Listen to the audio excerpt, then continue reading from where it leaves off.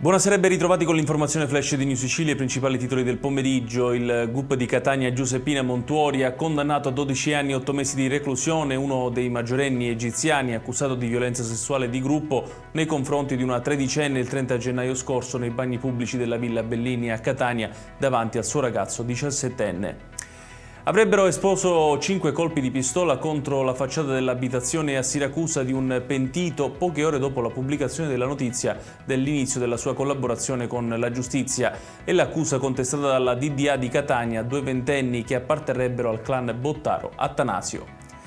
La priorità del mio governo sono il disegno di legge di variazione di bilancio e la manovra finanziaria per il 2025. Queste le parole di Renato Schifani, intercettato dai giornalisti. Su enti locali, urbanistica e voto diretto per le ex province, il presidente della regione ha detto che sono temi di cui si occuperà l'ARS.